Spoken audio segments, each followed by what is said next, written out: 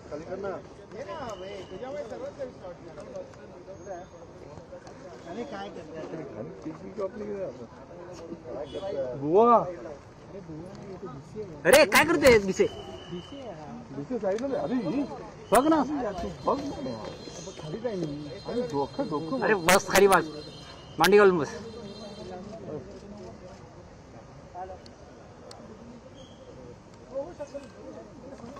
तर तुम्ही भागी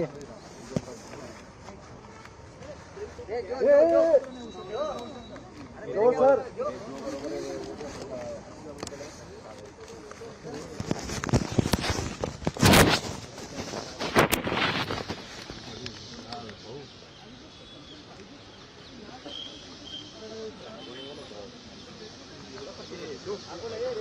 वायर निकाल लेता हूँ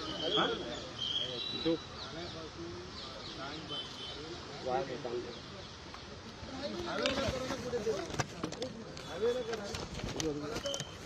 दिसे थोडा मागे हा पण मी बरोबर आहे भैया अरे तू मागे वगैरे निघलं दिसे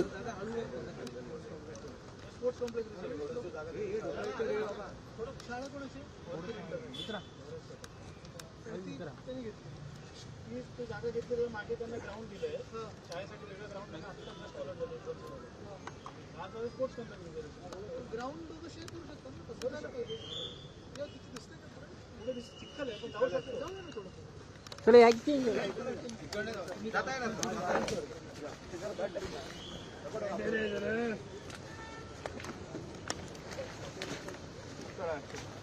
सामान क्या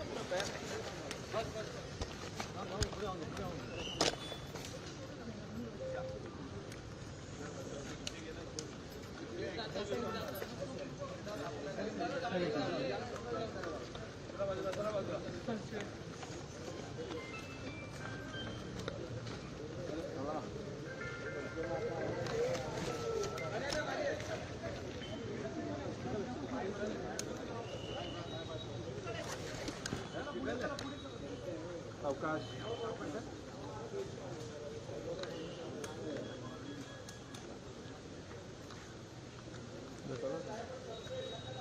सांगतो चला म्हणून जा ऐकत नाही बघायला नाही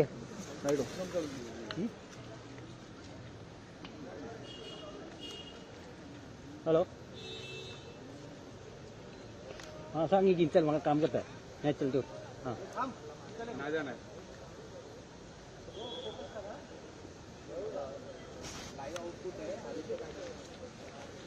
पर्यंत जाऊन आला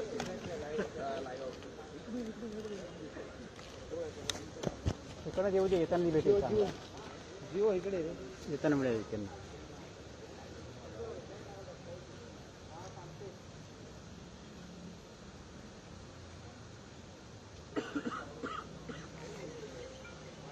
बोला ना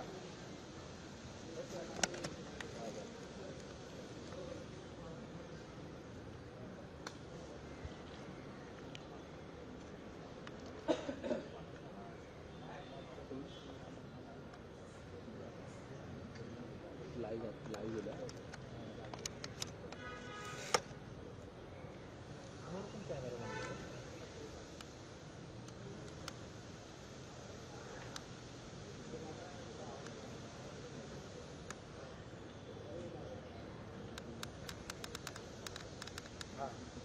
कौन है यहाँ में ये उतर घेतोय ना फोनो घेत आहे ना फोन की लाईव्ह आहे विचारा बरं काय ते नाहीतर मग तो लाईव्ह घेतो पटकन विचारा हॅलो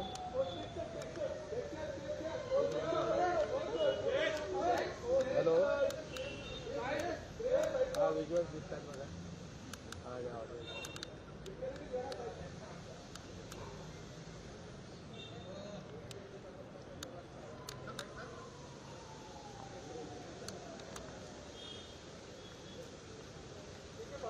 चला चला चल चल चल पुढे चल चल चल पीसीचे अरे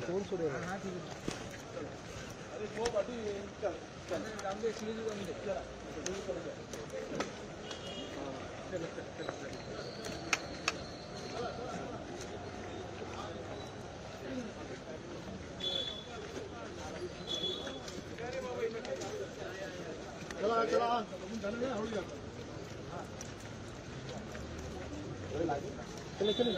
चला चला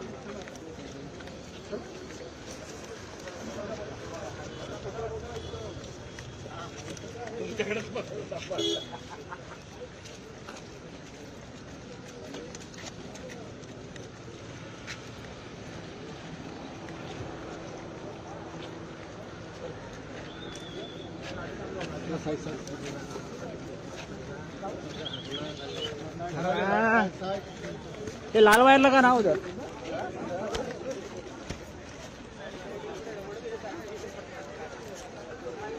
लाल वायर ते कपड़े के अंदर डाला है टेबल पे अरे काय चिडकवतोय एवढा थांब थांब काय झालं मला काय झालं ना जागा बरोबर नाही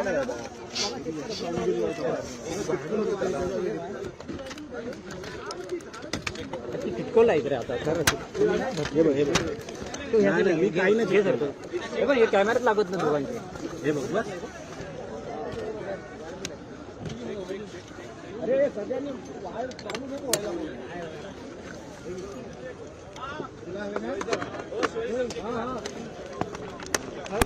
रणजित रणजित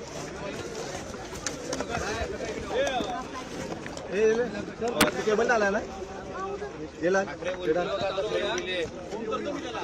साईडला माने साईडला केबल निकाल जल्दी केबल निकाल केबल निकाल जल्दी अरे लगेगा नहीं लगा वो देख चला चला साईडला जल्दी लगा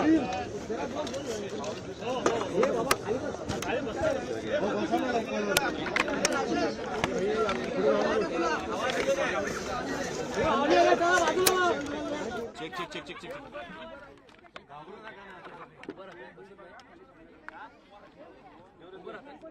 बरं पडेल ना सगळ्यांना जरा थोडं वरती घे ना मागे एवढे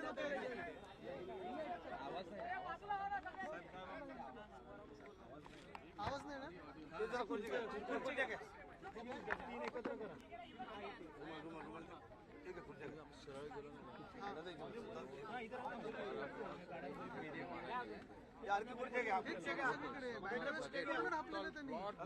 वेगवेगळ्या संस्थांची नावं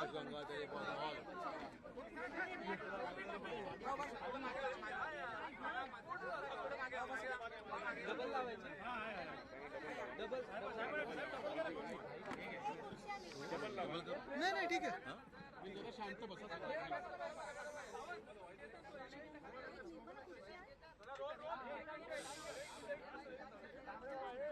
जरा कृपया कोणी शांतता प्रेस चालू आहे जरा कोणी मध्ये बोलू नका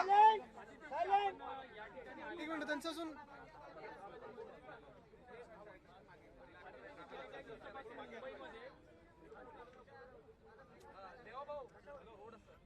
हा देवाभाऊनच आम्ही सांगतो थोडस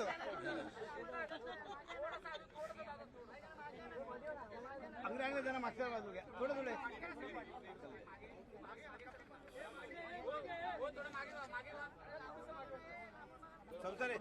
संसार जरा मागे गेला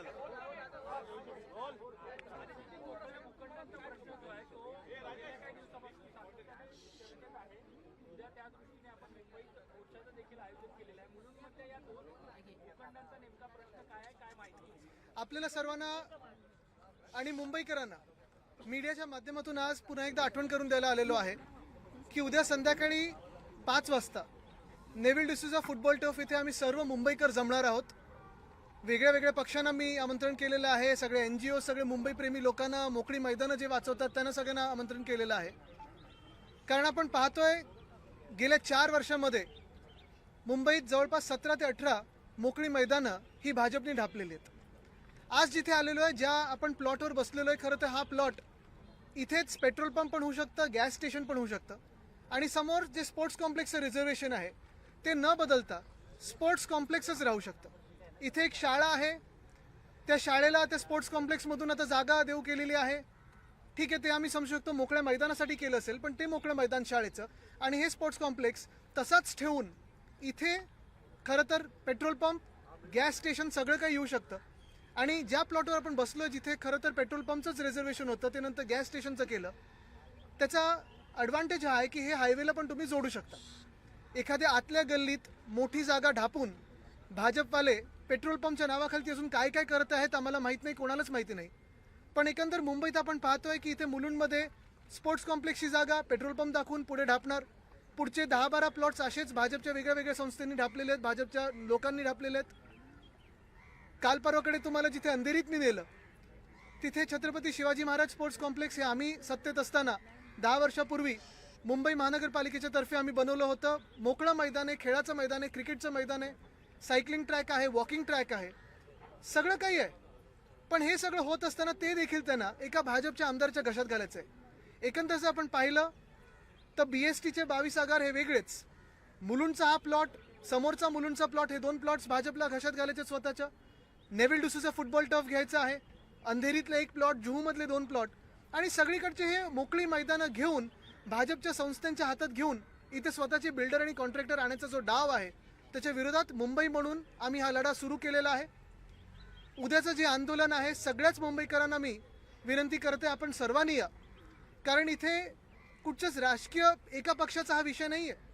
आज तुम्ही कुठच्याही राजकीय विचारधारेचे असाल, कोणालाही मतदान करत असाल, भले भाजपला पण मतदान करत असाल, तुम्ही हा विचार केला पाहिजे की भाजपच्या ह्या ठराविक बिल्डर आणि कॉन्ट्रॅक्टरांनी या जमिनी ढापल्यानंतर मुंबईत मोकळा श्वास घ्यायला जागा राहणार आहे का? भाजप एवढी जेन्झी विरोधी आहे की ह्या जेन्झीनी पण विचार केला पाहिजे की मुंबईत जर मैदानच निघून गेली, मुंबईतली मैदानच सगळी गायब केली भाजपनी, तर मैदानी खेळ हे होणार कुठे? हा विचार घेऊन आम्ही हा लढा सुरू केलेला आहे. पहिला टप्पा उद्याचा नेव्हिल डिसूजाला आहे आणि पुढचा टप्पा हा लवकरच आपल्याला कळेल.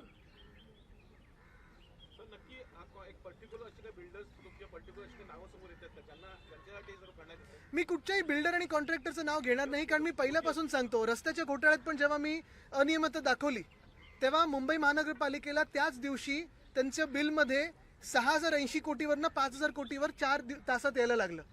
माझं भांडण हे कुठच्याही बिल्डर कॉन्ट्रॅक्टर बरोबर नाही आहे. माझा वैचारिक वाद हा या प्रक्रियेशी आहे आणि ही जी सिस्टीम भाजपा चालवायला निघालेली आहे त्याच्याशी आहे. जमीनमधले जे 2 भूखंड आहेत याचा प्रस्ताव पारित झालेला आहे का? प्रस्तावाची आता सद्यस्थिती काय आहे? आपल्याला माहिती आहे सर्वांना की इम्प्रूव्हमेंट कमिटीमध्ये इम्प्रूव्हमेंट आहे की वाट लावण्याची कमिटी आता बनवलेली आहे भाजपने, हा प्रश्न विचारणं गरजेचं आहे. कारण परवाकडे जे काही सगळं झालं, काल कोर्टाने देखील ताशाने मारलेले आहेत. आमचं मुंबई फुटबॉल असोसिएशनची जी केस आहे त्याच्यात कोर्टाने तर स्टेटस को आता आदेश दिलेले आहेत. आणि हे सगळं होत असताना माझ्या कानावर जे आलं ते मुख्यमंत्री कार्यालयातून असे आदेश गेलेले आहेत की भूखंडाचा श्रीखंड खायला 15 दिवसात तुम्ही ह्या जागा सगळ्या ह्यांच्या खिशात टाका. स्वतः मुख्यमंत्री ह्याच्यात लक्ष घालत आहेत असं आम्हाला कळलेलं आहे. कारण नाहीतर एवढी हिंमत कोणाची होणार की एवढे मोठे भूखंड मुंबईतले, जिथे मुंबईतल्या सगळ्या संस्था असतील, रेसिडेंट वेलफेअर असोसिएशन असतील, ALMs असतील, NGOs असतील, राजकीय पक्ष असतील, नागरिक असतील, हे सगळे जेव्हा एकत्र येतात तरी दबाव कोणाचा आहे? अधिकाऱ्यांवर दबाव कोणाचा आहे? मुलुंडमध्ये 2 भूखंडांचं एकूण एक करू. भाजपा जेनजी विरुद्ध आहे, पण उद्या नागपुरामध्ये जेनजी विरुद्ध संवाद साधणार मुख्यमंत्री. मला वाटतं संवाद साधत असताना मुख्यमंत्र्यांनी हे पण सांगावं की भाजपानी किंवा भाजपामधल्या कोणी दिल्लीमध्ये जे लाठीचार्ज चालवलं, ज्याच्यात खिळे होते, टिअर गॅस होता, पेलेट गनचं फायरिंग, काल राहुल गांधींनी तुम्हाला माहिती आहे FIR फाईल करून घेतलेली आहे, ह्याचे आदेश कोणी दिले? बिहारमध्ये AK-47 वापरायचे आदेश कोणी दिले? हे पण जनजीला त्यांनी सांगावं. आदित्यजी, हे जे 2 मुलुंडचे आपण भूखंड म्हणताय त्याचं क्षेत्रफळ किती आहे दोन्ही भूखंडांचं? मला वाटतं क्षेत्रफळपेक्षा मुख्यमंत्री याच्यात कुठचं फळ बघतायत हे महत्वाचं आहे. आणि मुंबईची 1 इंच पण जमीन जर सामान्य नागरिकाला, मुंबईकराला फुकटात मिळत नसेल तर मग ह्यांच्या मित्राला का मिळावी? एक महत्त्वाचा मुद्दा समोर येतोय पोषण आहाराचा, त्याच्यातून मोठा भ्रष्टाचार झालेला आहे. जी 24 तास ही समोर आलेली घटना आहे, प्रत्येक ठिकाणी होतोय पोषण आहार. मला वाटतं आपण अनेक विषय आता सामोरी येताना पाहत आहोत. जे पोषण आहारातला विषय आहे, खरोखर माझी ही मागणी राहील की तुकाराम मुंडेजींनी तिथे जाऊन पाहणी करावी. आणि हे कोणाकडून येतं तर केंद्र सरकारच्या कॉन्ट्रॅक्टर्स कडून हा सगळा आहार येतो, तो आमच्या बचत गटांना दिला जातो. तर जो कॉन्ट्रॅक्टर आहे हे पुरवतो त्यांच्यावर पहिली कारवाई झाली पाहिजे. आदिती, त्याला जोडून आहे की बीडमध्ये अधिकाऱ्यांनी फरमान काढले की आता शाळेचं वास्तव लपवण्यासाठी शूटिंग करता येणार नाही शाळेमध्ये. मला वाटतं आता जेन्झी कोणाला घाबरत नाही. आणि बीड असो किंवा राजस्थान असो, काल आपण राजस्थानमध्ये पण पाहिलं, तर सगळीकडेच जी काही शाळेची परिस्थिती आहे ते तर आहे. एका बाजूला शाळेची परिस्थिती ती आहे, पण दुसऱ्या बाजूला मुख्यमंत्री सांगतायत की जे इन्फ्लुएन्सर्स आमच्या सरकारी कार्यक्रमांना किंवा जास्ती स्कीम्सना व्ह्यूज देतील त्यांना काही ठराविक पैसे दिले जातील. शाळेंवर खर्च करा ना, या भूखंडावर खर्च करा. इथे चांगलं स्पोर्ट्स कॉम्प्लेक्स बांधा. कोणाचा विरोध आहे? बांधा नागरिकांसाठी स्पोर्ट्स कॉम्प्लेक्स. मोकळं एक चांगलं मैदान होऊ शकतं आणि इतर सामान्य नागरिकांसाठी, मुंबईकरांसाठी चांगलं स्पोर्ट्स कॉम्प्लेक्स होऊ शकतं. आणि इथे पेट्रोल पंप पण होऊ शकतो, गॅस स्टेशन पण होऊ शकतं आणि इथेच तुमचं इथेनॉलचा पूर्ण साठा पण होऊ शकतो. आज राहुल उपजिल्हाधिकाऱ्यांचं एक पत्र आहे ज्यामध्ये जे स्पोर्ट्स कॉम्प्लेक्स साठी जी जागा आहे थेट रिलायन्सला देण्यात यावं अशा प्रकारचं त्याच्यात नाव मेन्शन करून करण्यात आलेलं आहे. निविदा न काढता थेट नावं दिली. तसं इथे पण MGLचं नाव दिलेलं आहे, तसं तिथे पण अंधेरीमध्ये एकाचं नाव दिलेलं आहे. आणि मी त्या दिवशी अंधेरीत पण सांगितलं, ज्या संस्थेने मागितले ती संस्था तर मागत राहणार ना. कोणाला जर हे असं काही मिळत असेल तर मागत राहणार. पण मुद्दा हा आहे की तुम्ही तिथे स्पोर्ट्स कॉम्प्लेक्स आणि इथे पेट्रोल पंप ज्यांना कोणाला द्यायचं असेल, कुठच्याही कंपनीला द्यायचं असेल त्यांना द्या. पण इथे जागा पेट्रोल पंपची, तिथे जागा स्पोर्ट्स कॉम्प्लेक्सची. तसंच तसं झालं पाहिजे. एक एक एक एक करू. जनाकेवाडी पुन्हा मुंबईमध्ये गाठणार आहेत, पुन्हा आक्रमक झाले. अजूनही न्याय नाही. न्याय कोणाला मिळतोय या देशामध्ये आता तरी? आपले नगरसेवक विशाखा राऊत यांचं नगरसेवक पद रद्द झालेलं आहे, काय बोलत आहे? मला वाटतं चोराच्या हातात निर्णय दिला UD मंत्र्याच्या हातात तर काय होतं हे आपल्याला दिसतं. खरं तर कुठच्या मंत्र्यांना किंवा कुठच्या खात्याला अशी प्रक्रिया चालवायचा आपण त्यांना हे दिले पाहिजेत का अधिकार? जिथे राजकीय हस्तक्षेप होतो, तुम्हाला माहिती आहे, राजकीय हेतूने असे निर्णय दिले जाऊ शकतात. तिथे जर हा निर्णय नगरविकास खात्याने दिला असेल आणि नगरविकास मंत्र्यांचा त्याच्यावर हस्तक्षेप असेल तर मग न्याय कुठे मागायचा? राहुल गांधी आज पुण्यात आहेत, मात्र काँग्रेसच्या कार्यकर्त्यांवरती मोठ्या प्रमाणात गुन्हे दाखल केले जातात आणि सुडापोटी कुठेतरी गुन्हे दाखल करतात असं काँग्रेस कार्यकर्त्यांचा नेत्यांचा. तुम्हाला सांगू का, हे जे काही चाललेलं आहे, काल पण मी पाहिलं, बातमी आली होती की ABVPचे काही गुंड त्या हॉस्टेलमध्ये घुसले होते. परवाकडून मला फोन आले की जे काही कॉलेजेस आहेत दक्षिण मुंबई, तिथे देखील ABVPचे काही गुंड बाहेर उभे होते आणि धमकवत होते मुलांना आणि मुलींना की तुम्ही आमचे फॉर्म भरा. पण हेच ABVPचे लोक जेव्हा तरुण मुलं मुली लाठीचार्जला फेस करत होते, हेच तरुण मुलं मुली जेव्हा दिल्लीत आंदोलन करत होते, तर ABVP कुठे होती? या कार्यक्रमाला प्रत्युत्तर म्हणून भाजपकडनं वंदे मातरमचं कार्यक्रमाचं समोरच आयोजन केलं. मला वाटतं एक महत्वाचं आहे, वंदे मातरम आणि भाजपचा संबंध काय आणि किती लोक भाजपचे किंवा त्यांच्या आधीच्या संघटनेतली वंदे मातरम बोलून फासावर गेले देशाच्या स्वातंत्र्य लढ्यासाठी, हे भाजपने आम्हाला सांगावं. मुख्य गोष्ट ही आहे की देशात खूप मोठे विषय अजून चालू आहेत.